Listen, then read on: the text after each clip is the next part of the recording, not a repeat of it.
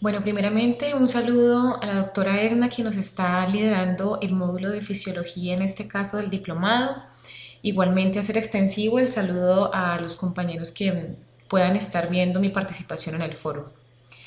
A continuación vamos a iniciar con el primer caso clínico entregado en el taller y vamos a proceder a recordar en qué consiste este caso clínico.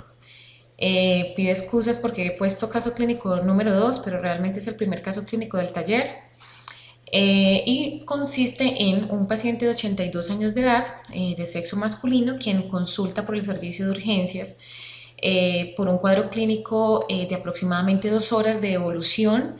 Y este cuadro clínico, según reporta la historia clínica en el taller, está caracterizado por los siguientes signos y síntomas. Primero, el paciente está presentando un dolor torácico opresivo, refiere que en la escala de 1 a 10 es de 7. Ese dolor es localizado en hemitórax izquierdo, está irradiado a hombro izquierdo y mandíbula, asociado también a ortopnea y disnea y palpitaciones. Al examen físico, nosotros encontramos un paciente hipotenso con una tensión arterial de 78-54, un paciente un poco taquicárdico con 115 latidos por minuto, una frecuencia respiratoria de 19 y lo encontramos afebril.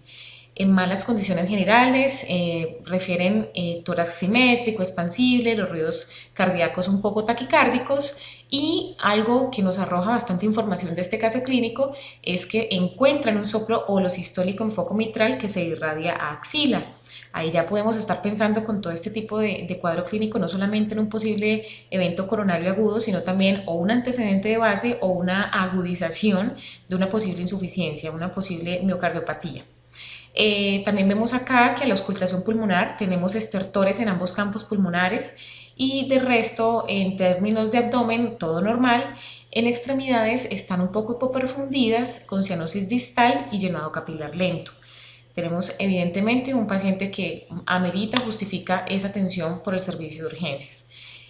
Nos piden inicialmente que miremos cómo se encuentra el gasto cardíaco, cómo se encuentra la precarga, cómo se encuentra la poscarga y cómo se encuentra el intervalo QT en este paciente.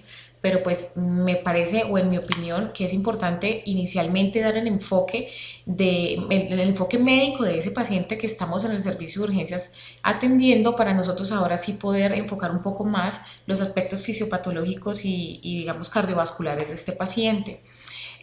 Yo pienso que nosotros, lo primero que se nos debe venir a la cabeza son dos posibles diagnósticos que incluso se interrelacionan mucho. Un primer síntoma, perdón, un primer diagnóstico en este paciente es un síndrome coronario agudo, un posible evento isquémico. Lo justifica los síntomas que he rescatado nuevamente del caso clínico, que pues son los mismos anotados anteriormente. Y también podemos estar pensando que es un paciente que muy probablemente, pues por tratarse de un caso clínico, no lo conocemos, o sea, un caso clínico escrito, pues no conocemos muy bien el trasfondo, pero también podemos estar pensando en una posible miocardiopatía de origen insuficiencia cardíaca mitral. Vemos que los síntomas se correlacionan mucho, por eso coloqué aquí los derechos, ¿sí? O sea, los síntomas también, estos también se pueden correlacionar en algún momento por un evento agudo de una insuficiencia mitral o una complicación o una isquemia secundaria a esta.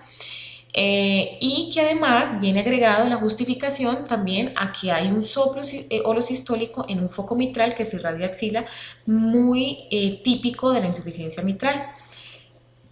Vemos también que hay una auscultación pulmonar que refleja también alteraciones en ambos campos pulmonares, lo que entonces nos pueden estar haciendo pensar entre estos dos diagnósticos. Claro está que uno también puede llegar a confundirse en algún momento porque puede también estos síntomas a llegar a parecerse a una insuficiencia también aórtica, ¿no?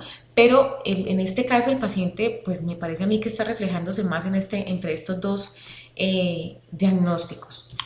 Empezamos entonces empiezo más bien por decirles que uno también debe considerar que en la cardiopatía isquémica puede producirse evidentemente una insuficiencia mitral por rotura o disfunción en el músculo papilar, o por la dilatación del ventrículo con aneurisma o sin aneurisma. Entonces vemos que evidentemente esta correlación que les he puesto pues es lo primero que uno puede mirarse o pensar en este paciente.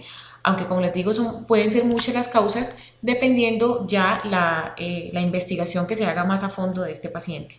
Como decía anteriormente, el taller nos solicita analizar cómo se encuentran estos parámetros en el paciente y explicar o justificar la respuesta. A lo cual vamos a empezar. Voy a modificar un momento el orden. Voy a empezar por hablar primero de la precarga, la poscarga, luego el gasto cardíaco y finalmente el reflejo electrocardiográfico que pueda arrojar en este paciente. Antes de hablar de cómo se encuentra la precarga, pues debemos volver al concepto general de qué es precarga y sabemos que hace referencia al volumen de fin de diástole o al volumen telediastólico del ventrículo, aunque otras bibliografías me dejan inquieta porque no solamente refieren el volumen, sino que precisamente refieren que es la presión de fin de diástole del ventrículo y justifican esto porque pues también mencionan de que con cambios en el volumen muy probablemente la presión no se modifique. ¿Sí? Entonces, finalmente no es que determine siempre el volumen telediastólico, aunque pues en general encontramos esta definición. Es de pronto, una pequeña duda que tengo en caso de que, por ejemplo, en un examen de residencia pusieran si precarga es referente a volumen telediastólico o a presión telediastólica. En este caso vamos a encontrar entonces la precarga disminuida.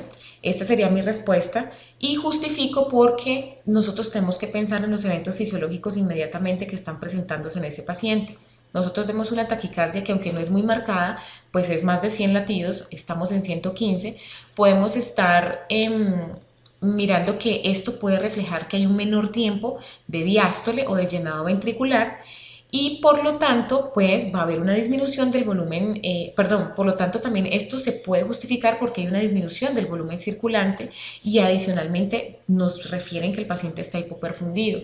Entonces finalmente nosotros todo esto aunado pues nos va a reflejar una disminución en esta precarga, lo que hace que también más adelante miremos cómo se afecta el gasto cardíaco, porque pues igual ustedes, como ustedes saben, pues la precarga, la poscarga, la contractilidad, la frecuencia cardíaca, pues también determina el volumen latido que nos va a reflejar el gasto. En términos de poscarga, debemos también volver a hacer lo mismo, recordar el concepto de poscarga. Miramos que la poscarga hace referencia a la tensión de la pared ventricular justo en el momento que está ocurriendo la diástole. En este caso, nosotros vemos que la presión arterial es el reflejo prácticamente indirecto de lo que está sucediendo en la poscarga. Este paciente tiene una tensión arterial de 78-54, es decir, está marcadamente hipotenso, evidentemente inestable y por lo tanto la poscarga ante una hipotensión tan severa pues se va a ver disminuida. En cuanto al gasto cardíaco, finalmente tenemos que mirar, como decía anteriormente, los parámetros y finalmente podemos estar pensando de que el gasto cardíaco puede estar aumentado. Esto lo justifico ¿por qué? Porque a menor poscarga, pues vamos a tener un mayor gasto cardíaco. El gasto cardíaco también tenemos que tener en cuenta que se aumenta por todas las causas que nos puedan generar una demanda de oxígeno.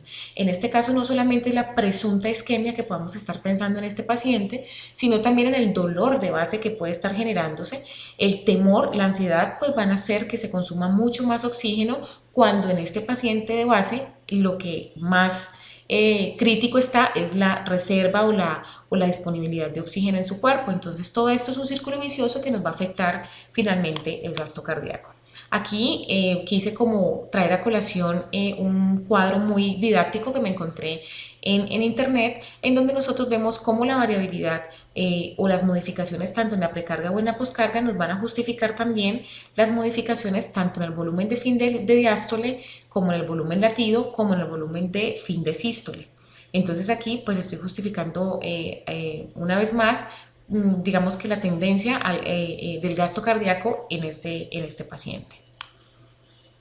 En cuanto al intervalo QT, Es algo que personalmente me queda como ahí la duda, porque si enfocamos el caso clínico solamente a reflejarse la frecuencia cardíaca y el concepto fisiológico, pues podemos estar pensando que a mayor frecuencia cardíaca, pues evidentemente vamos a tener una repolarización temprana, es decir, vamos a hacer que se ocurra una repolarización de forma mucho más rápida y por lo tanto esto nos puede reflejar un QT corto.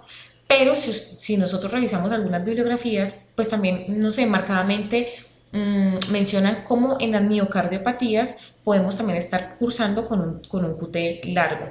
Entonces, en este caso, yo podría enfocarme más como hacia lo que está visible en el paciente y es el término de la frecuencia cardíaca. Esto es todo en términos de la participación de este caso. Espero poder haber, digamos que, no solamente respondido de forma correcta, sino haber llenado de pronto las expectativas y en caso de no serlo, pues espero muchísimo y con bastante interés las posibles retroalimentaciones o sugerencias que puedan estar llegándome con respecto al aporte de mi foro, en este caso clínico. Muchas gracias.